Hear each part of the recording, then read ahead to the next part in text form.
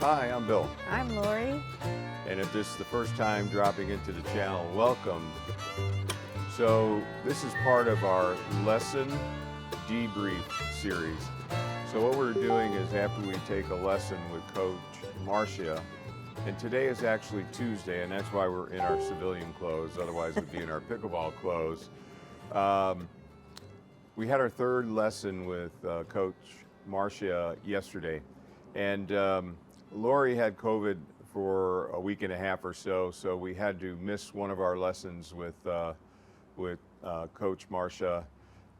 So we really hadn't been on a pickleball court for really like 2 weeks, and boy, at least for me, it was a strange feeling. I don't know about you. Well, I think there was a loss of conditioning and also just, the timing of hitting the ball, don't you think? Yeah, I think, and for me, it was we actually got an hour and a half of court time Sunday evening. The lesson was Monday, yesterday, at 11 a.m., and so we got to hit the ball for about an hour and a half. I think the biggest thing that I noticed, while conditioning was one, it was touch. I felt like I really lost the touch with my paddle, so that Yeah. was. I think the ability to hit it softly was lost. You can still hit it hard, but Well, going from hard to soft was a little bit. yeah, for me it was a little bit of the reverse. Oh. I was dropping one of the drills we did the night before was third shot drops, and I was putting almost everything in the net. It was like I just kind of lost that touch. But anyway, so let's get into kind of a review of yesterday's lesson.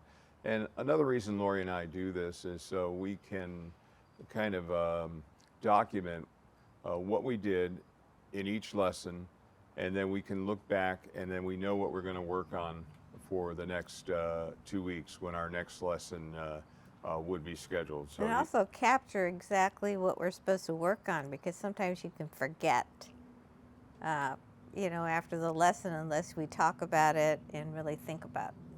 yeah, so Yesterday, I thought it was one of the best lessons we had.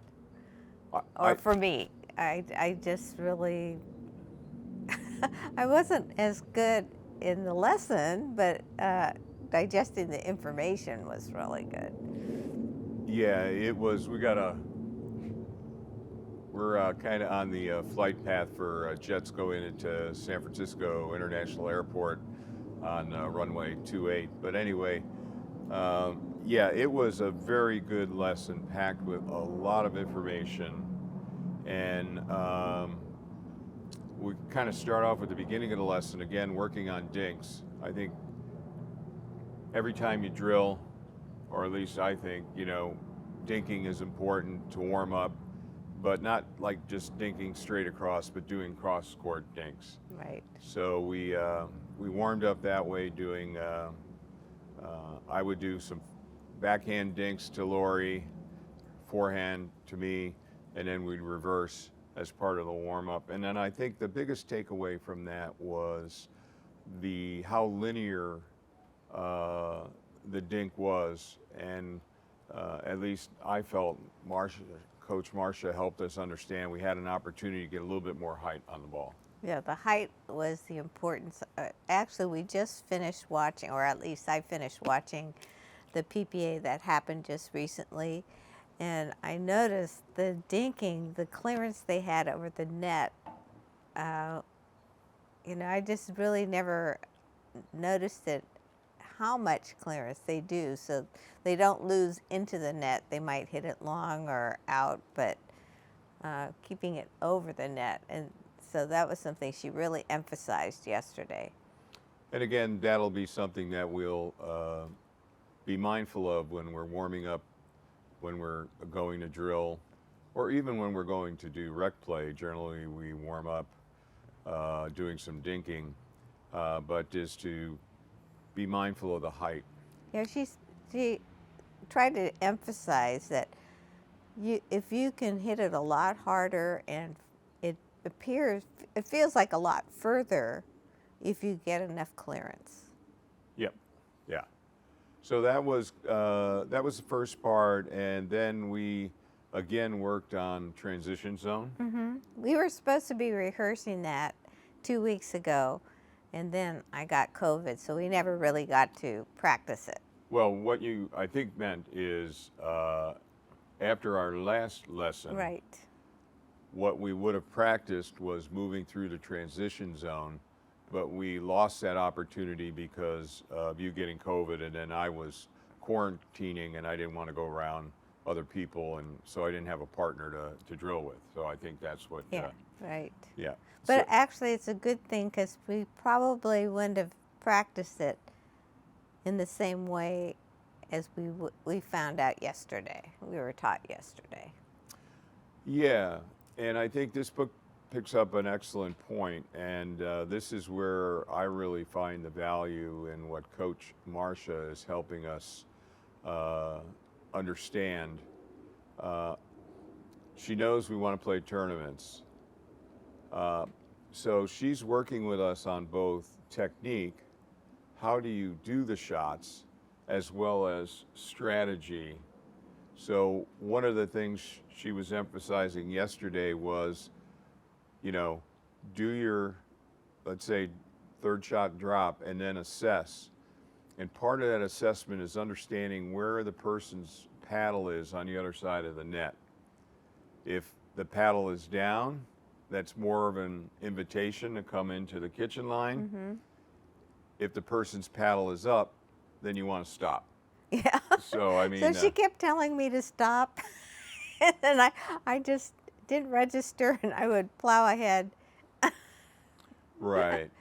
And another thing she emphasized is the assessment is not due to how well you hit the shot, but also the partner has to be looking at the shot. I mean, the assessment is done on both sides, the receiver and the person and the partner, because the partner can move ahead of the person hitting the shot, but has to be really looking at the ball to see whether, to give you an indication of how successful your third shot drop can be.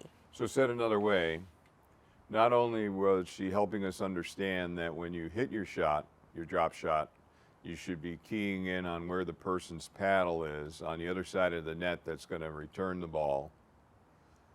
But in the partner of the person hitting the ball should be looking at their partner and also looking at the ball and also assessing where that paddle is of the person on the other side of the net as they get ready to return the ball. But also she emphasized that the partner can move ahead of the person hitting the ball, because If the conditions are right, that it's a good drop shot and the person on the other side of the net has to look down and bring their paddle down. No, she emphasized you're moving ahead while you're doing the assessment. Well, I'll take a little bit of issue on that. That's really what she said. The person hitting the Oh. ball stays there, and the partner can move ahead and watch and assess. Well, do I the think what she assessment. was saying is you can take a couple of steps in the court off the back, because normally we're on the other side of the baseline. You can take a few steps into the court, The partner. the partner, as you're assessing. Right. But whether or not you take any additional steps will determine on the quality of the drop shot and where the paddle is of the person on That's your side. true. So I Yeah. got very good on moving ahead, but I kept going. Yeah, you kept going. So I'm going to have to remember that. And since Laurie was kept going and she was going on my drop shots that were not, they were a bit high. They were in the yellow or the red zone, or rather the yellow or the green zone. Coach Marcia would just kind of slam the ball at Laurie. But I was able to block those and reset them a couple times too. A couple of times. Yeah. Yeah, and that's all part of the process of Yeah. learning to work through the transition zone. I think one of the things that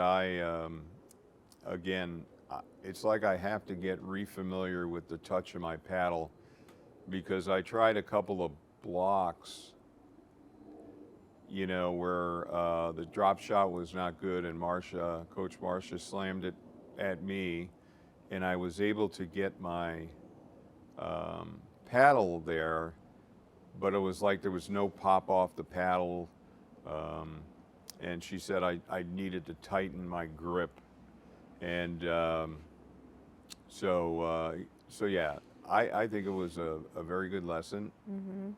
And it really gives us something again to work on. I think, Well, one thing that I have heard, watch the person's paddle so you know what to do, but I never really understood exactly what I was supposed to be looking for.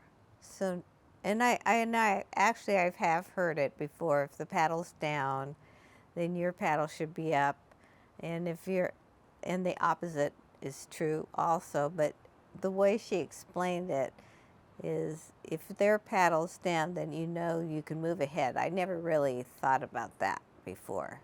yeah. And I will say that up till now, I don't think I was kind of focused on where the paddle position of the player on the other side of the net has been. I think I've been noticing it indirectly because I've been following the ball. But really, they might be two different things, because once that ball gets over the net, sometimes it's a little bit harder, at least for me, to pick up. So I think, I'm going to focus more on Yeah. the paddle. Yeah, on so their paddle you position. could keep approaching in safety if their paddle is down. Yep. Yeah. Yeah. So that was a really good concept to absorb yesterday. And then another tip Coach Marcia gave me is, sometimes while I had maybe a good drop and we were able to move up to the line, I sometimes stop about a foot short of the line. And on several occasions, she's pointed out to me that I need to be right at the line. Yes, he was exposing his feet. Yeah, I was exposing my feet. Yeah, that is true. And but I've been more concerned about a kitchen violation. So I've been hanging back a little bit. So I think what I have to do is tighten that up, and I really got to be more mindful that I'm closer to the kitchen line without stepping on it. And of course, if the person returns a dink, you can step into the kitchen and everything. And that's the other thing. I've been a little bit hesitant, even on when a dink comes in and it bounces, to step in. I tend to reach more, and I really should be stepping in and then just stepping back. So these are the little things that are really helpful, and I think where the value is, from my perspective, in working with a coach, because they can point these things out to you. Yes, I kind of questioned at first what the value would be of having an instructor that knows what your goals are. Is that she not only describes, what to do, but how to do it and when to do it. And I think it's really helpful. And I'll add the why to do it. And why to do it. She right. adds so those are the, yeah, that is important. Now, there was another good concept too, is because In this lesson? yeah, because she when it dealt with communication between partners, is maybe you can explain it better. Well, for no, you I to could. yelling, watch her. So Laurie was not stopping when she should have stopped, because when I would return the drop, it would be a little bit too high, and then Coach Marcia could get her paddle up on it and volley it back at it with some pace. And so I have an opportunity to say stop, to help Laurie, give her a verbal cue that she should stop, until she gets in the practice of stopping on her own. And I think this is a, this is a drill that we can simulate with the ball machine, I think, where we're both back by the baseline. We have the ball machine serving the ball to one person. That'll give us the opportunity to work on our technique for hitting the drop. And then we could start to assess and move in. And then if it's a bad drop where it's too high, I could say stop, and then you could stop, and we could do it, for each other maybe. Yeah. So it might be harder for us, though. what's that? Being husband and wife, sometimes you can tune out your partner. Right. Well, again, this is all part, I think, of, this is interesting. I don't know. I meant it to be funny. Oh, okay. Yeah, we know how to tune out. But I don't know how much the pros talk to each other on the. You can really hear it sometimes. Okay. Yeah. And I think the whole aspect of developing good team communication, Laurie and I are not there yet. Mm-hmm. So again, it's almost like there's several like threads. There's like technique, there's strategy, there's communication, there's endurance. And so there's like 4 themes or 4 threads. And, I think as we continue to develop and drill and continue to work with Coach Marcia, and if we continue to build some endurance, and we continue to work on communication, we'll achieve maybe more progress on shot technique than maybe strategy, than maybe communication, than maybe endurance. But over time, we should be able to bring all these to a similar point. And I think those may be the four kind of big ideas in trying to get ready for tournaments. I don't know. I'm just thinking out loud here, but all right. I thought there was one more thing we touched upon with Coach Marcia that I thought was very important, but it kind of escapes me now. But I guess this was lesson. I think mostly don't forget to respect the net and make sure the balls have enough clearance, both on third shots and dinking, because the pros usually don't miss into the net. They miss maybe long or wide, but not into the net, very rarely. Yeah, and I think one goes with the other. I mean, I know I'm trying to be too exact on putting that drop shot over the net, so I leave a lot in the net, kind of hit the top of the net, and it doesn't go over. And the reason I want to do that is I don't want to give the person on the other on the other side an opportunity to do a punch volley towards me, Yeah. But then on the other hand, I need to improve my ability to, on the 5th shot. So if I put the drop shot long and it's going to come back at me hard, I just have to develop that capability to improve the 5th shot, and then maybe the 7th shot. So, but once I put it in the net, I'm out of the point. And so, I need to first priority not take myself out of the point and give us a chance to do a 5th shot. Yes. Well, like yesterday, what we were supposed to do is hit our third shot drop and gradually move towards the net. And after I hit my first third shot, it was really high. And so I didn't complete the exercise. And Marcia said, it doesn't really matter what kind of shot it was, just as long as you keep moving and work on approaching the net. So that's another thing, is she just wants you to get into that real life exercise of what you should do when you're in a game. Yeah. She's really an excellent teacher. if you're in this area, I would really recommend, if you want to improve your technique and strategy in gamesmanship, I would call Marcia.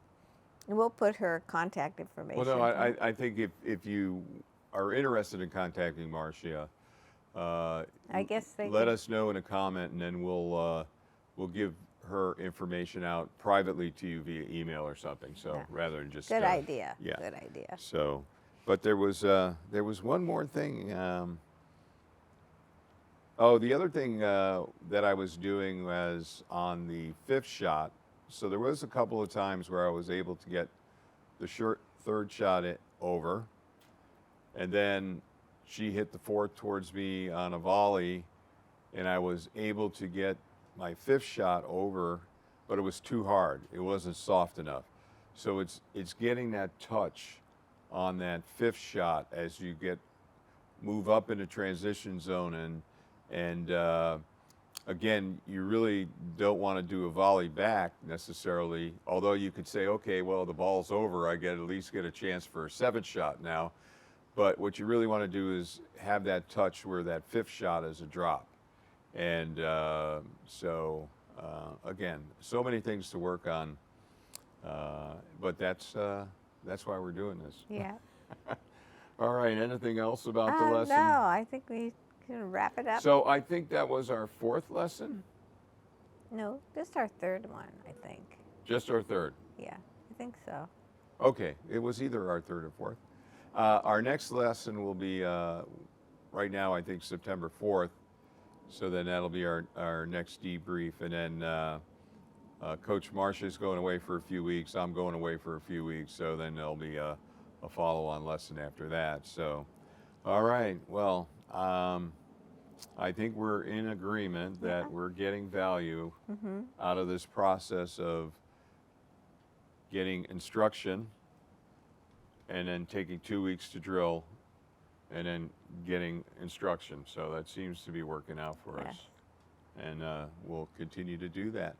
Well, so if you like this kind of content, Please give it a Thumbs thumbs up. up. like, Like share, always. and subscribe. Yeah, and check out the Amazon links. If you're an Amazon shopper, if you use one of our Amazon links to go to Amazon, even though you don't buy the item at the end of our link, but you buy something else within 24 hours, we get affiliate marketing credit, and that helps put a few pennies in our pocket to help offset the cost of the cameras and various things we do to produce these videos. So, all right. What's the pickleball? You know, in my astrophotography world, we would say clear skies. What do you say in pickleball? See you Stay on out the of court. Oh yeah, see you on the court. Stay out of the kitchen. All right.